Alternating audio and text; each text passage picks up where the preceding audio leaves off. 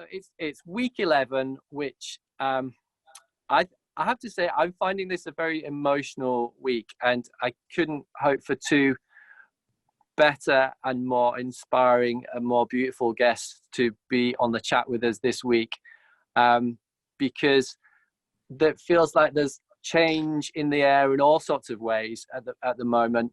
I'm back in the studio for the first day, sort of, which is quite emotional, which is it's been 10 weeks away, and I don't think we can sit and chat about music and art and life without acknowledging what's happening in the rest of the world right now as well, which is kind of a challenge to a lot of ways of constructing the world, and a lot of the ways that a lot of us might have been going about our lives as well. So to have our wonderful guests today to not only just chat and tell us their experiences, but I mean, there's whatever you guys feel that the voice that you want to express today is, I think it's kind of important times for everybody to say what they want to say and speak their truth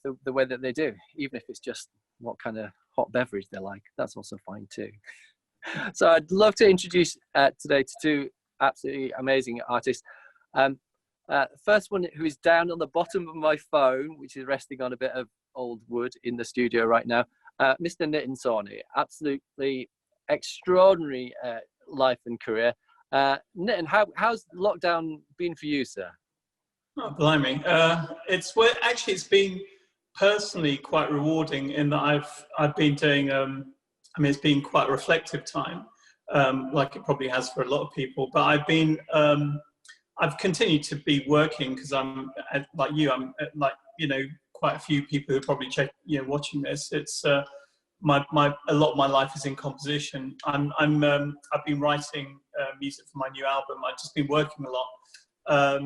And I've been trying to kind of vary it up with just going out and getting some bike rides. So it's been reflection more than anything, but also watching the news. It's just difficult not to feel sad. So a lot of the time I'm just exercising or doing things to try and lift my spirits around. Oh, wonderful.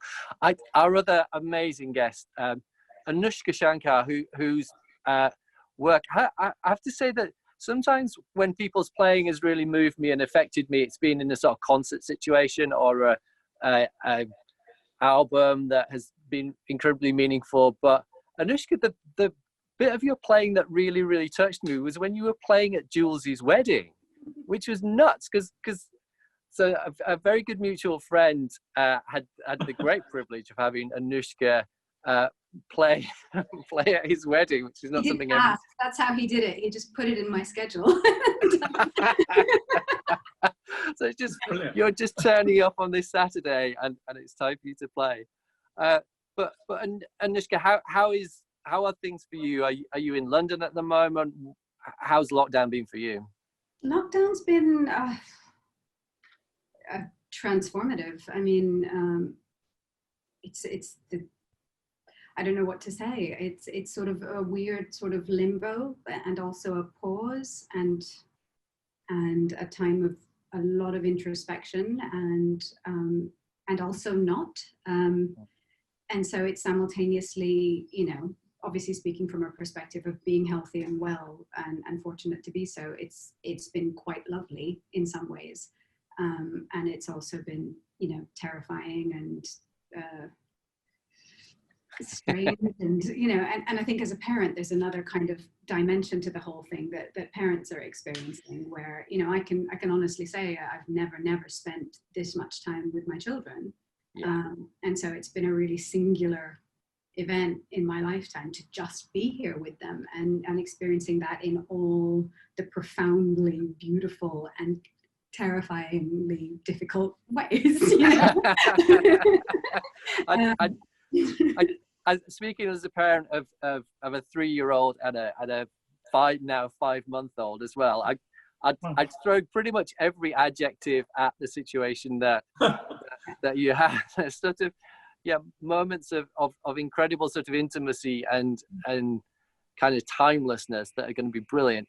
And also, really, that's a long time to spend spend together. Also, like, something's changed, I think, in the last few weeks for me, where it felt so dramatically new to just be together day in, day out. They're not at school, I'm not off touring now and then, or doing, and we're just together. And at first that felt like such a challenge and such an excitement both, but it was a thing. And now it's sort of normalized as well, where I just was thinking about it yesterday. I thought, God, I haven't thought about that in weeks now. The fact that I'm around them all the time, that's just become normal. And that's so beautiful to be getting to have that experience. And on the other side, musically, it's sort of a bit unlike Nitin. Like, I do a much higher percentage of touring than I do being in one place composing. So for me, like, all the work I had at the moment, everything got cancelled. So all the plans I was making for this period, everything I was thinking about working towards, is gone. And so in some ways, I've had a lot of free time and space to sort of start looking at taking on more work, or just also not, and just hanging out with kids. And yeah, so it's fascinating. Do you think that the sort of many of the performers that I know, certainly the ones as busy as you, sometimes feel that there's a sort of a cycle of sort of record, release an album, tour extensively, come back, kind of do it again, and do you find that this has sort of potentially broken that cycle a little? How's your diary looking for 2021? Are you even thinking that far ahead?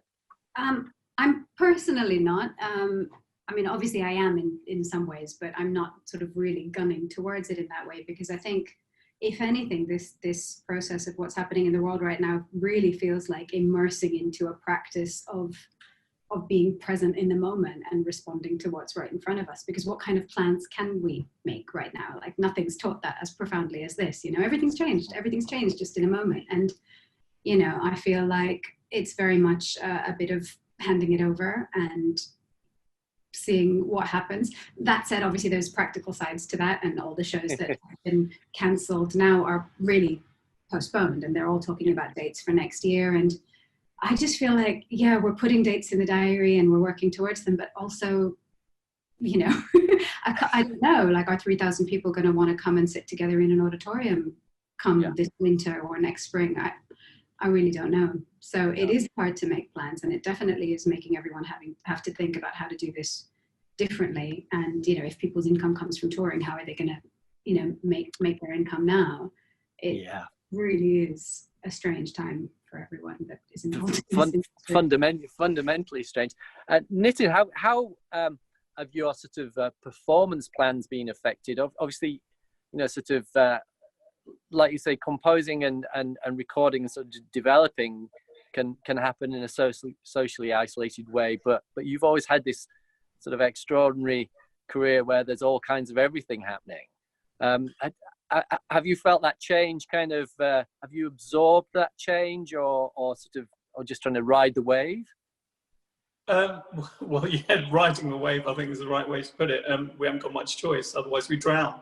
But I think really, I mean, I have been, it's been a weird one, because I am used to traveling quite a bit as well. Not as extensively as Anoushka, but I've had quite a few gigs cancelled. And that is strange, because also for me, a few gigs together is like a little oasis in time sometimes, where you are able to just get out and have a different experience from being cooped up in the studio quite a lot. And I think, I mean, I love both. I love touring. I love, working in the studio and creating, but it's a very different experience. So there's been a lot that's been cancelled, quite a number of festivals and so on. We're looking at dates later this year and trying to figure out what we're going to do about those. We've currently still got a load of dates in November, and we're just talking about that at the moment. It's so weird, because no one really knows exactly what's going to happen. Like Anoushka said, I think next year it's so difficult because we don't know what venues are going to be planning, and we don't know how things are going to be promoted, or so it's very tricky, because we're living in time of extreme uncertainty and speculation. You know, that because there is no solid scientific end to all this right now, everyone is in a constant state of flux and trying to figure out how to do things day to day. But we're so used to expectation and planning and trying to figure things out that I think we're trying to account for stuff that is unaccountable for. You know, we can't know the unknowable, and yet our brains are constantly trying to figure it out. And so, you know, the difficulty is just to let go and like you said, ride the wave without actually without making too much of an effort to do that. You know, just allow yourself to be, I guess. Back in the day of different forms of technology for recording, so back in the sort of the tape days and the kind of pre-computers, I was always fascinated with how the means that we all used to record had quite a profound effect on what we recorded, and to a certain extent what, you know, sort of what was captured and caught for posterity. So you know, having played a fair amount in studios when pre-Pro Tools, what you record, you maybe you could have another go once or twice, but that was it, and there wasn't any sort of detailed editing. It feels like in a kind of digital world, the tools have changed what we commit to disc. Anoushka, you work with Nitin on probably, I'm sure, more than one of your records, but you kind of work together. Is the way that you work together, do you think, a sort of on record more of a digital process, or are you still trying to capture the performances that you're incredibly well known for? What? does Nitin edit everything within an inch of your life? No, he was the opposite. Nitin was, okay, so when he produced my record, Traces of You, we had collaborated together on a song prior to that for his album, and we'd been friends for a few years, but Traces of You was the first larger project we did together. And the first thing he said to me when we had our first, not the first, but the thing I remember you saying in our first sort of album get together was, okay, we all know you're a good sitar player, but who are you as a person?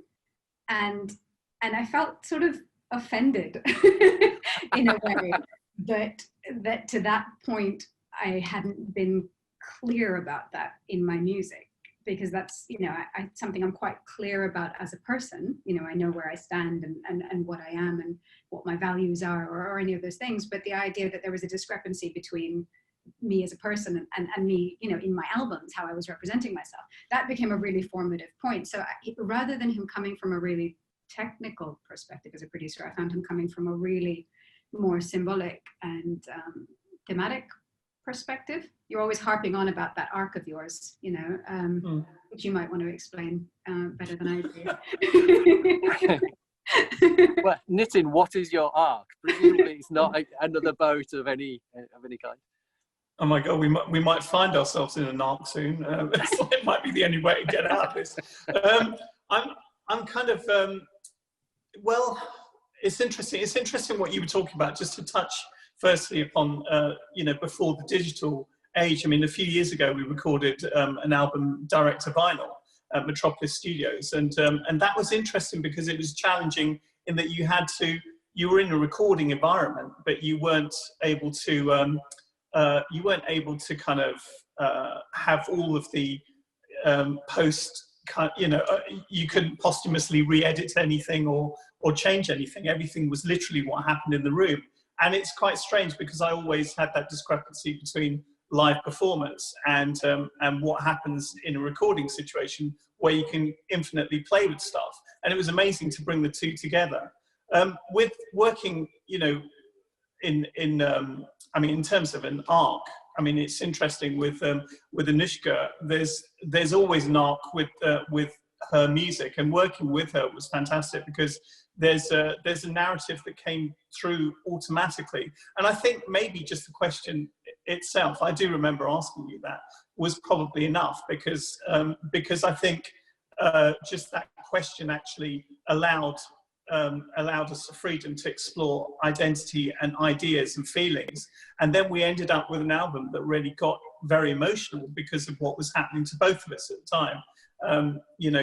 Obviously, Anoushka's father is the legendary Panditji Ravi Shankar, and during the making of the album, we both sadly lost our fathers, and so it was a very cathartic album. And the arc that I think we both had together was a very difficult one, in that it became very emotional, and it became very much about searching for feelings through sound and music. And I think really that's always been an arc that I've kind of tried to engage with, but it was heightened, I think, during the course of that particular album.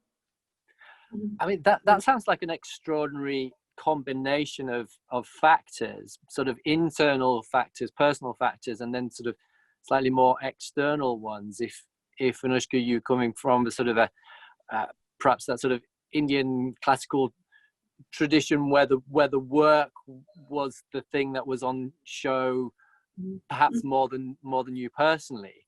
Did that feel like then a sort of a real shift that you followed since that point? Did it feel pivotal in terms of what you've done since then? In a way, yes, and I think probably every album is pivotal to the one that comes after it, right? So they're part of a growth journey. So I think one of the things that came really clear to me was that thing that sounds so obvious, but sometimes it isn't in the moment. But it was just the idea of allowing the music to be a voice for something rather than the voice in itself. Like, so the sitar is a vehicle for something that it's saying. So it's not about the melody line itself being clever or fast or pretty. It's about what purpose it's serving in a greater context. And so I think that line has kind of become a bit more permeable for me, that since then, and on an onward journey, it feels like I try to speak through my instrument more than I'm speaking my instrument, if that makes sense. Absolutely. And you've also been, of course. What I wanted to say was, it's amazing watching Anoushka from well, I mean, through her whole career, but watching, I mean, her latest work is so incredibly, I mean, it couldn't be more about who she is and her feelings, and it's incredible hearing that. And obviously also the fact that she's singing on the new album, and working with 11th as well, who's on this, who's listening and watching at the moment. But it's fantastic hearing all that, and the words. It's very stark and candid, the work that's come out of Anoushka recently. It's very inspiring to hear, because I think that's, as an artist, you're always looking for catharsis and thinking of music as a language, for me, has been the real journey to go. I mean, for me, I grew up playing a lot of classical piano and a lot of flamenco guitar and so on. But for me, the real journey was the transition from thinking so much as a musician. I mean, I still do, but and then kind of thinking about my instruments in terms of language. And it's interesting hearing Anoushka talking about that right now. It's a very big transition, and a lot of people think it's the same thing, being a composer and being an artist, as in a performing artist or an instrumentalist, and they are just so different. But at the same time, one is the grammar of the other. I think being a musician and understanding the grammar of music helps you to formulate the kind of words and the meaning that you want to give across. And I think Anoushka does that incredibly articulately. Anoushka, recently you've been, and you may have done more music to picture projects than I'm aware of, but I was very much aware of a project that you did relatively recently. How did that particular, I'm thinking of the BFI one, how did that come to you in the first place, and what was that experience? Because I think it'll be quite relevant to a lot of the artists who are on this chat with us, who will be dipping their toe, so to speak, into music to picture. How did it go for you?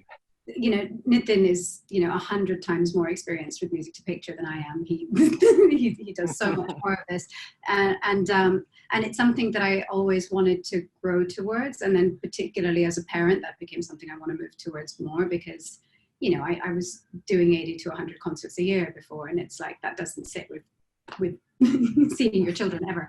So I needed to change that. So I am looking to do more and more of that. And the one experience I did have of really writing to picture was the BFI project, Shiraz, which is a film from the 1920s in India. It's one of the first 3 films ever made in India. And credit to Nitin, actually, he did one of the other 3 many years before I did, also for the BFI. He did A Throw of Dice, and I watched that as part of my decision-making process. So, so that was really inspiring, you know, seeing him do that. It's really beautiful to see a historical film put to life again with that quality of sound experience, because so often when we watch old film nowadays, and I see this with my kids in particular, they struggle to connect to old film because the sound quality just isn't as immersive, so the film sort of stays at a remove to them. And to kind of give it new music, but also that new recording that we're used to, it just brings the film forward again and allows us to experience it a better way. And I loved getting to do it. I think I was a complete idiot signing up to do that as the first film, because of course it was a silent film, so an hour 47 minutes of movie is an hour 47 minutes of music. Baptism of fire. Yeah, it definitely was.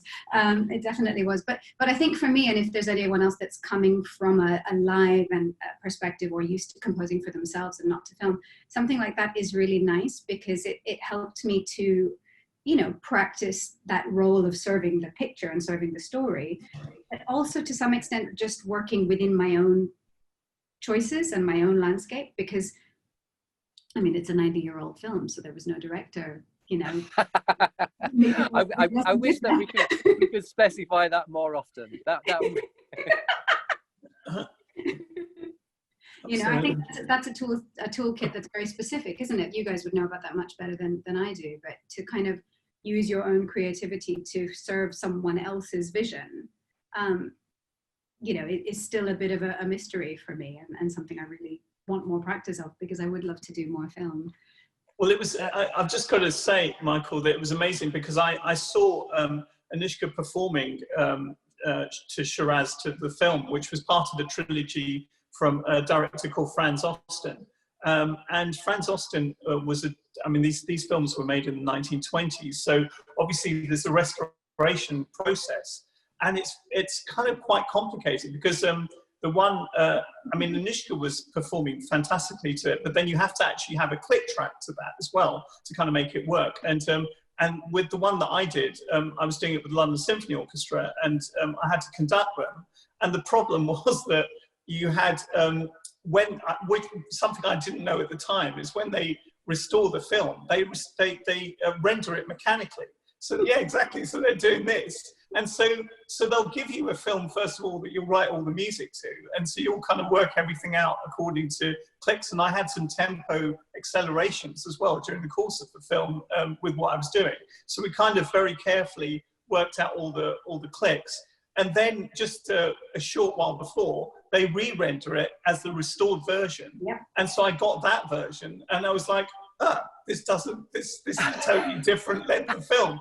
And also the rate of change of some of those moments is different. So you actually literally have to use calculus to actually work out the differences. You did that. I did not do that. I do not have calculus in my back pocket to deal with that problem.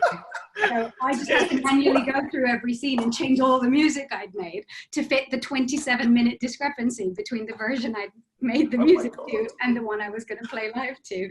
So how did you do it, Anoushka? I'm curious. How did you do it? Lots of crying and lots of panic, basically. The BFI were great, actually, because once that had happened, and as I say, there was a 20-minute difference, and that's not like 27 minutes of missing scenes. It's the whole movie being, you know, longer, but not in a mathematically perfect way, because it's been done manually. So like some scenes are this much longer and some scenes are hugely longer. So they actually went and did it one more time, slightly faster, as fast as they felt like they could without it looking funny. So it ended up being a 17-minute difference, which was still an insane process. It was 3 weeks before the show of playing, Wow. you know, this thing live to picture. That like an I idiot. think I told you that it might happen, though. I think I You might have told said me. to I you. didn't understand what you meant. I just. If there's You any were top just nodding and going, this is going off on one again. Andy says any to take. always have somebody nearby that knows calculus. Thanks, Sam. Yeah, that's what Nitin's for, right? I did call you up and you did try to share me your formula, actually. Okay. I think I cried a little bit more, and then, yeah. Nitin, if I can take you back to the early days, so to speak, it seems that with the jazz and flamenco being sort of part of your youth, but it seemed that sort of music to picture was something that for you felt like or seemed sort of in hindsight to always have been part of your I was going to say mission. I always experienced you as simultaneously the gentlest and wonderfulest man, but also you do a lot of stuff, mate. So you know that there is a kind of a real drive and a mission behind you. Was music He is to the picture always? most wonderful man, though. Oh, Yeah. what a nice thing to say. Thank you. You wouldn't be my godfather if you weren't. So. Oh. So yeah, Thank you. music to picture always in your thoughts from early on, Nitin? Well, again, I mean, I don't want this to turn into a mutual appreciation society, but one of the most inspiring scores I ever heard was from Anoushka's father, was from the great Panditji Ravi Shankar, with his unbelievable score to particularly to Patha Panchali from Satyajit Ray, the great director, and it certainly still remains one of the greatest scores I've ever heard.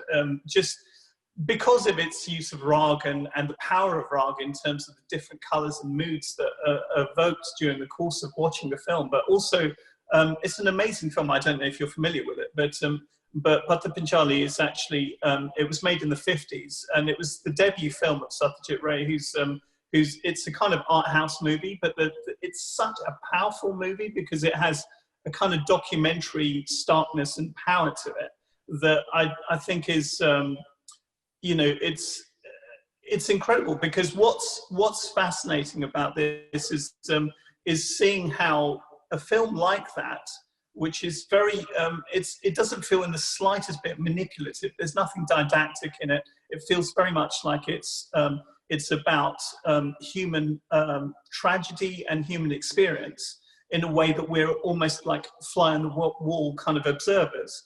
But what's amazing is when you hear the beauty and the grace of Indian classical music against that, juxtaposed, it was very powerful. So that was a very formative film for me that I watched when I was quite young. Obviously, you know, I had a great appreciation of film composers. You and I, Michael, talked at one point about the influence of people like Ennio Morricone and Bernard Herrmann, and you know, some of those incredible composers. And I heard them. I was very lucky to hear their music when I was very young, because I was 9 years old and watching Psycho. Never showered again. Wow. It was always back. And yeah, I know I shouldn't have been watching it, but I was watching it. And I also watched the spaghetti westerns when I was a kid. So I rather than actually getting freaked out by some of the nightmarish scenes in Psycho, I was just amazed by the score. So I remember kind of, you know, I was very lucky in that I gravitated towards great composers like that when I was very young, and I was amazed by the storytelling power of music. And I think, you know, the narrative idea of music. I mean, you know, if you think about with Indian classical music, you know, the thing that's interesting about that is it comes from you have a treatise that was written 200 BC called the Natya Shastra. And so there is almost like a template that exists within India for how music and the arts can work together, theatre and dance as well. And so there is this kind of, you know, within Indian classical form, there is a kind of already an incredible synergy. Within the Western traditions, classical traditions and so on, and jazz, it's a different thing. But then, you know, I was thinking the other day about about incredible composers from Beethoven to John Williams, and how they were improvisationists at the piano. And actually, Beethoven was an incredible improvisationist before he was renowned as a composer, as a pianist. And John Williams, similarly, I mean, he worked with people like Henry Mancini. He was actually playing piano on Breakfast at Tiffany's, for example. So it's kind of interesting seeing how composers like that went from an improvisatory kind of form into being composers. And that's something I find quite interesting, is that kind of that searching mind. You know, John Coltrane said that improvisation was like a bird that you catch in the air. And I kind of feel like, in a way, when you're somebody who searches like Anoushka does for music and feeling in the way that you improvise, it lends itself to becoming a composer for visuals as well. I mean, I find that fascinating, because one of my early experiences to try and pay the rent was I used to play the piano for contemporary dance classes, which is an entirely improvised. I almost said skill then, but if you heard me do it, there was very little skill employed.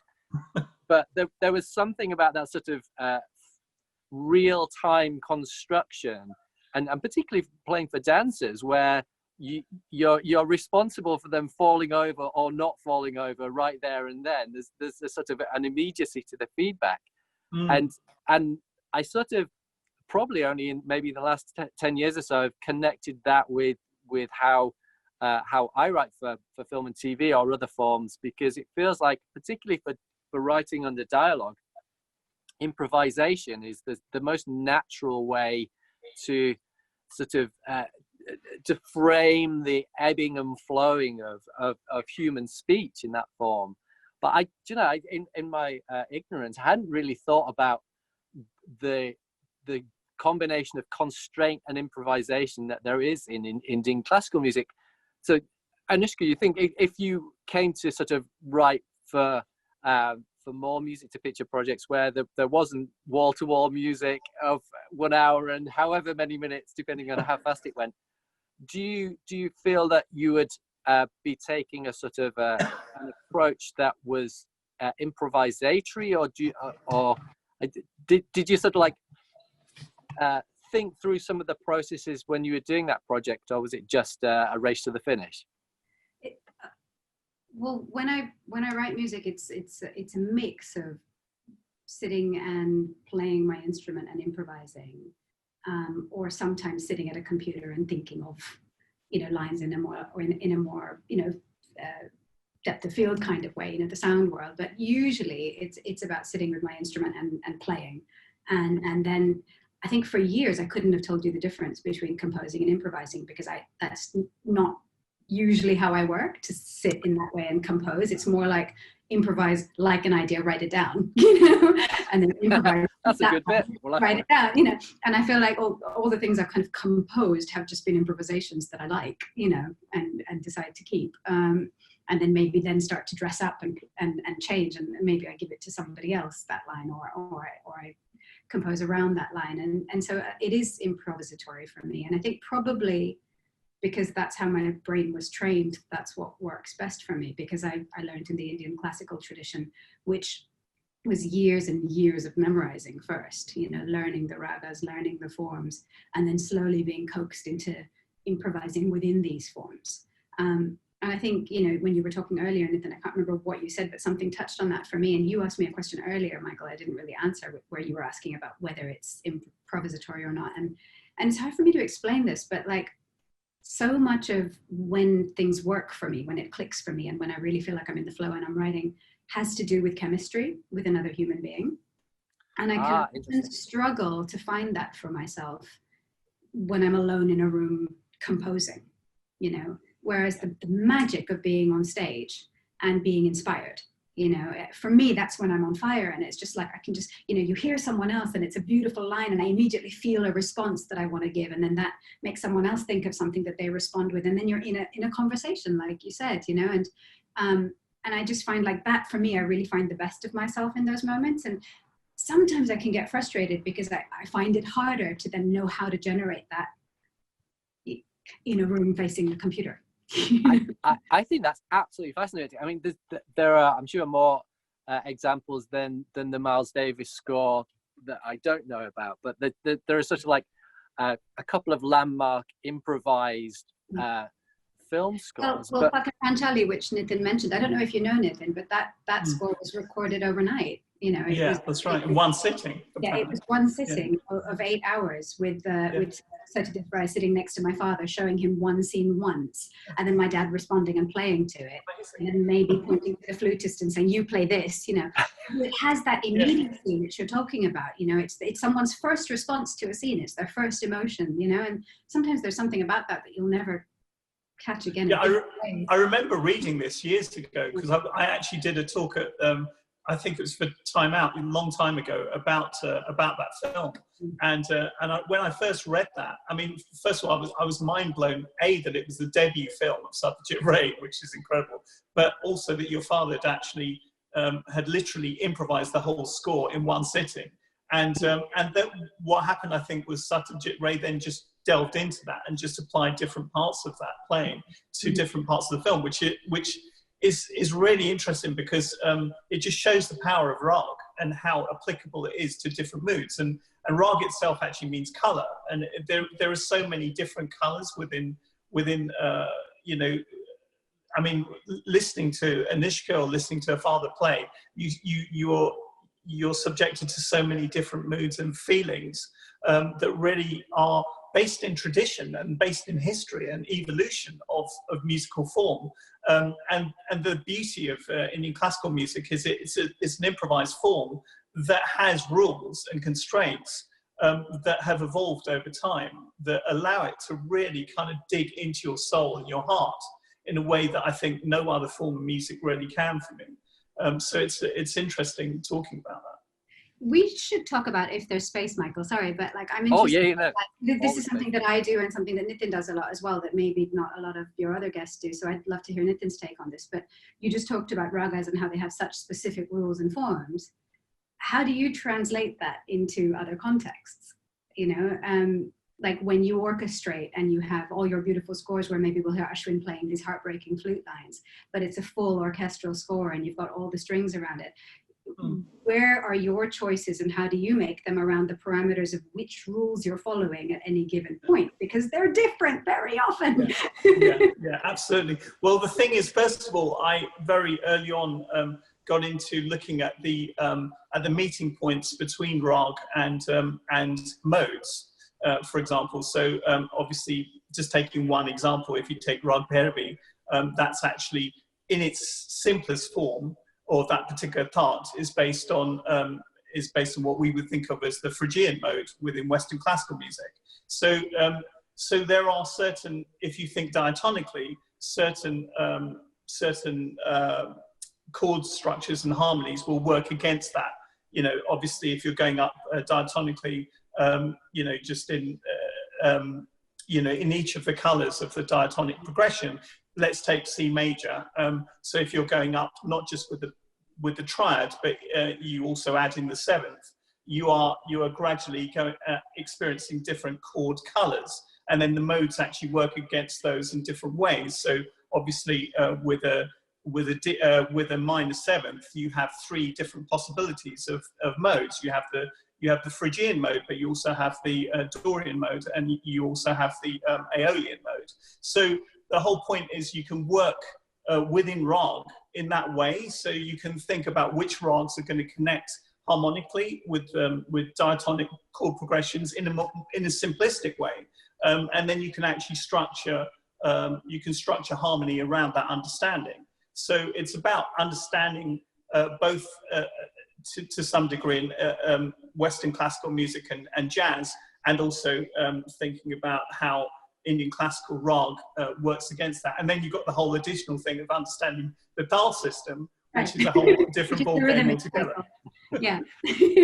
I was going to ask about both of your senses of time, because I mean it's a very great touch on some of the infinite harmonic possibilities, but also I've been forever struck in both of your playing that there seems to be just a sort of a breadth of possibilities of where the beat is, where your sense of time is so sort of so subtle and nuanced and incredibly powerful, both of you in your individual ways. And it feels like, particularly with, you know, because we all sit in front of computers all the time, there's a quite a big sort of pressure to just conform everything to a grid. And do either of you, Anoushka, in your playing, when you're working more in a perhaps in a more of a song form or in the studio, do you actively try and keep that fluidity of time, or are you sort of, how do you navigate that? Well, I mean, the only show I've ever happily played to click was the one to picture with the film, because I can't stand it otherwise. I feel very, very reined in, you know, and I think you just, well, I just lose that ebb and flow, and that, you know, that freedom to just make decisions on the spot, you know, and change things and try things. And I think, yeah, Indian classical music does go very, very deeply into rhythmic intricacy. And so having that education is a real gift. And if people are interested in more, I mean, there's two main systems of Indian classical music: the Hindustani of the north, which I play, and the Carnatic system of the south. And I think go look at the Carnatic system, because if Hindustani music's complex, then we think the Carnatic system is complex. You know? And it's they're the ones. I mean, I've literally seen people, you know the way that you could kind of clap 3 against 4 and kind of go da da da da da da da da da da. But I've literally seen Carnatic musicians do that with like 17 and 19 or something. It's incredible. It is genuinely incredible. But yeah, I think in kind of cyclical intricacy with rhythm, and you know, there's a lot of kind of journeying we do in Indian classical music where it's about doing calculations, you know, and that's part of the fun. You're meant to do little calculations. For example, tihais, which are how we often end phrases, you know, and it's about coming up with a phrase that can be played 3 times to land on the 1. And so when you're improvising, you think of starting any different place within the cycle. If you're playing Teental, which is one of our most common cycles of 16 beats, to be able to start anywhere along that cycle and do the math quickly with a melody that still sits inherently within the raga, and play it 3 times so that it lands, or maybe play around with it and change the interval so that you've started it somewhere else. All this stuff is going on, you know, and everyone that understands it really enjoys keeping time along with and having that extra layer of understanding of what's happening. And yeah, it's really fun. Actually, Anoushka's being incredibly modest, because the thing is that I mean, it's like, I mean, that she couldn't be more understated in what she's saying. Indian classical music, the rhythmic complexity of Indian classical music and the mathematical complexity of Indian classical music is infinite. It's, you know, you have tihais within tihais, you have chakradar tihais, you have kind of Framaishi tihais, you have all kinds of tihais that are so complicated and go over many cycles. So, and they can, and someone like Anoushka and you know, great Indian classical players can actually feel intuitively mathematics. And I've always said that when you listen to great tabla players, it's like mathematical poetry. But it's so beautiful because it's graceful and you feel it. And this is one of the things with Anoushka, is it's mind-blowing, because I sit there and I will calculate, and I love mathematics. I'm you know, I've always loved maths. But Anoushka feels maths, and you hear that in her performance, and you see it in her performance, and it's never failed to astound me when a great Indian classical musician like Anoushka can land on the 1 and have evenly spaced out a tihai in a way that is not actually the main point. The main point is the feeling that comes from it, and that is incredible, because again, the tihai is part of the grammar of getting people to feel things, and really landing on the 1 is actually such an exhilarating moment. You know, that it really enhances the composition or the creation or the improvisation. So no, I think, you know, it's amazing seeing Anoushka talk about that very humbly, because it's just such an incredible form. Did you know my band call me Metrofoot? Have you come across that one yet? That makes sense. Yeah, it's kind of like whenever we do our staging, everyone has to make sure they can see my foot because I'm always tapping my foot, and it's kind of like the thing everyone needs to stay together. So maybe we are using a kind of a click after all. a manual or a manual, pedal. very perfect one. But I in a sense of kind of it often feels like the film and TV music community are looking, I would suggest, for sonic ways to create new moods, create new sounds, and to reflect what's going on in the picture. So there's a lot of synth exploration. There's a lot of sort of textural exploration, which is very fascinating on its own account. I wonder whether there is as much exploration in the senses that we're describing of harmonic exploration and rhythmic exploration, not even necessarily of exploration to make things more complex, but what you're both seem to be describing is sort of intrinsic beauty, but at the service of the piece, or at the service of the color and the service of the mood. And I wonder if either of you got any thoughts or suggestions for younger composers, perhaps who don't necessarily have an Indian classical background or a jazz background, of ways that they can start to sort of like open themselves up to these infinite possibilities and bring some light and color into what they're doing as well. Anoushka, any places you would recommend people starting? I was going to ask Nitin if you wanted to go first on that one. I'm happy to. Can I have a bit more time to think about it? I mean, I'd happily say that you could look at first of all, one basic thing I'd say is try different time signatures, you know, and try playing with them and see what comes out, because you can be very surprised. Certainly, you know, even if you're working with words, spoken word, or if you're working with, you know, again, getting away from, if you're a poet, getting away from iambic pentameter, or getting, you know, whatever you're doing, it's a case of maybe getting out of your comfort zone. And so if you're thinking rhythmically, then it's a case of doing something like that, you know, and just seeing how you respond to actually hearing a click that's kind of, you know, landing on the one every 7 beats as opposed to every 6 or 4, you know, or 3. And so it's, and then expanding that out, and then seeing what the possibilities are if you have an extended time cycle, like for example with flamenco, you have the bulería form, which Anoushka knows all about as well, which is a 12-beat form. And you can explore that. I mean, within Indian classical music, it's North Indian classical music, they call it ektal, for example, with a 12-beat cycle, or that's one form of it.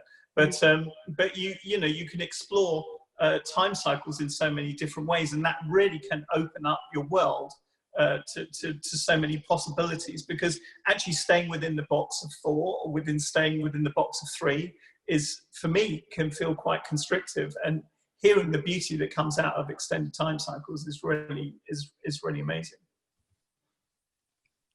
That's beautiful. But Anoushka, there's nowhere to hide. This is me now. No, what you said was a really good point, Nitin, and I think, like, for example, to just step out of a 4/4 and move into something else. But even within that, you know, people are very used to playing in 4/4 and moving into triplets, for example.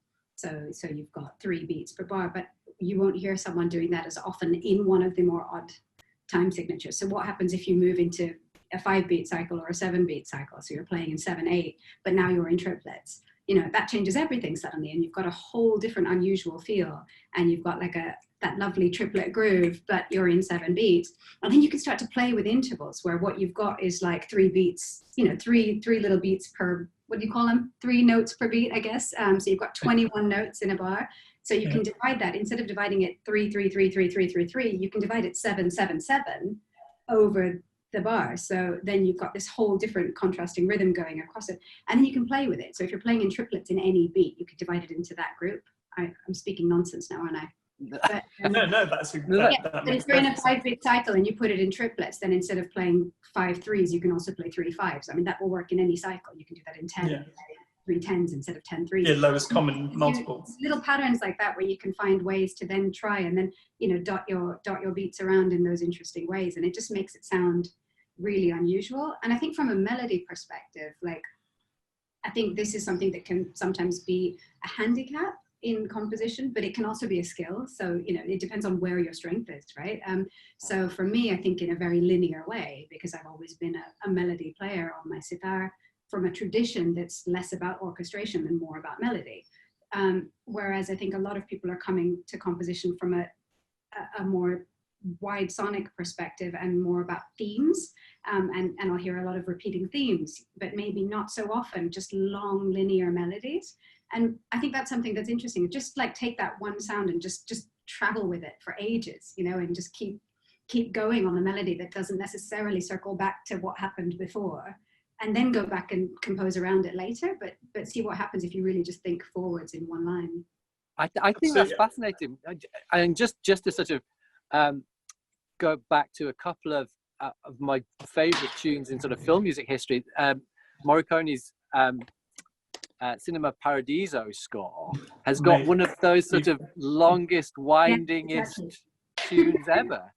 And it's sort of, I'm going to sort of like, we've got 5 minutes or so to go, and I'm going to try and sort of achieve a small conversational arc, so to speak, of coming back round to sort of permission.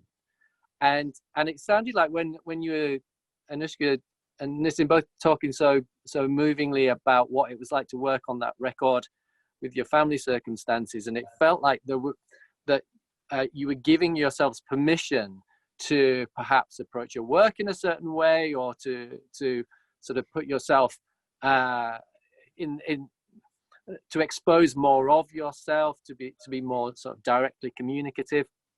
And it feels like you've described incredibly articulately and beautifully a world of a rhythmic world and a harmonic world that if people can give themselves permission to try and explore that and to enjoy that, that then there's a sort of I'm not sure we're necessarily as constricted as we think we are in the sort of commercial film and TV world. I wonder if we sort of put ourselves in those boxes sometimes a little more than is strictly necessary. I mean, Nitin, with your sort of spectacular film and TV work, have you felt any of that conflict of having permission to do what you wanted to do artistically, but not necessarily that being respected by the powers that be? Yeah.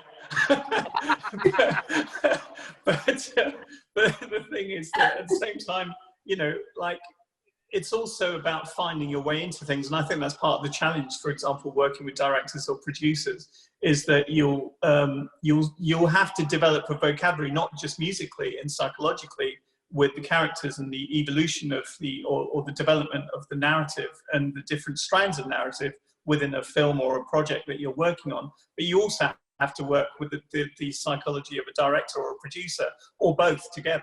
And it's actually about how you I guess, navigate those sometimes turbulent waters. I mean, you know, sometimes you'll have lovely experiences, and most times it is a lovely experience working with a director, and you'll have great conversations, but then you will have those conflicts. But that's not necessarily a bad thing. You'll have moments where they might perceive things in one way and you'll perceive them in another. And then it's about how you evolve your vocabulary to adapt to what's going on, and to also accommodate somebody else's vision. And I think that that's the nature of collaboration. You're constantly trying to find compromises and different ways of thinking that you work on together, as, you know, that become a collective consciousness and a collective catharsis, you know. And so I think it's about that, really, connecting with not just the film or what you're working on, but also with the person whose vision it is in the first place. Very much. Anoushka, permission to ask you what's next for you? Again, who knows, right? This year would have been, well, it is the centenary of my father's birth, but it would have been a series of global concerts celebrating that. Nitin was going to take part in the inaugural one in London on the 7th of April, which was my dad's 100th birthday. So that's one of the things that's kind of being looked at, being rescheduled next year, is these amazing concerts that we're putting together. I'm working on a new album, which basically means staring at the sky and wondering what it is. Sounds about right. And looking to take on more composition stuff. And I really liked what you said about permission earlier, you know, giving yourself permission. I think that's really important. I think for me, it's taken a long time to sort of strip a lot of the baggage of how I think of the instrument, or how I think other people think of the instrument, or the musical tradition it represents. You know, there can be so much weight with that. Obviously with the who my father is aspect as well, but there's so much weight with like anything I do, and whether it's going to be seen as disrespectful or sacrilegious or this and that, the other. And it's like, okay, I know where I'm coming from, you know, and I think one of the benefits of growing up and kind of finding that is it becomes more comfortable, where I know where I'm coming from. I know the love and respect I'm coming from. And I don't need to try and work too hard to make sure every single other person knows where I'm coming from. And I've been really interested in just kind of stripping away that exotica that comes with Indian music, you know, and so to give myself permission to just play a really simple melody, you know, just in a really simple way, and not have to be this great raga or this great, like, you know, like just stuff like that, where that permission is really freeing, you know, the freedom to just be simple, I think. That's absolutely beautifully expressed. Nitin, any final words? Where the clock is beating us, but I could have done this for hours. This is a tiny sidebar of how, as we're drawing to a close, next week will be the last one of these chats, but it has been incredibly personally inspiring for me to be able to just sit and hear the combination of the voices of some of our truly great artists, and because you very naturally draw parallels between everyone who seem initially quite different, or from quite different worlds, but this aspect of permission to be simple particularly has come up over and over again. What's next for you, Nitin, my friend? Any escape from the cell? Well, I'm just I mean, not really, because I'm kind of I'm working on my album a lot at the moment, but I'm also doing some film scoring and TV scoring as well. But the album, I mean, ultimately, that's absolutely right what Anoushka said, and what you said as well, about giving yourself permission to express whatever feels natural to you, and to not really feel any kind of pressure to be anything other than who you are and what you want to feel. And so ultimately, art for me is about catharsis first and communication second. You know, it's actually about expressing what is the deepest part of your soul. If you're creating a composition that you really want to create, it has to first of all come from something you want to say or express, and then the communicative aspect of it, what it means to other people, is about sharing that. But ultimately, I don't think it should dictate how you create and what you have to say. I think that's the first starting point for me, anyway. Well, I'm not going to add anything to the beautiful sentiments that have been expressed, other than to thank Nitin and Anoushka so much. They just a privilege to be able to chat and to share it with everybody in the chat room. We've got one more of these to do next week before it feels like this season is over, and we'll move on to the next season.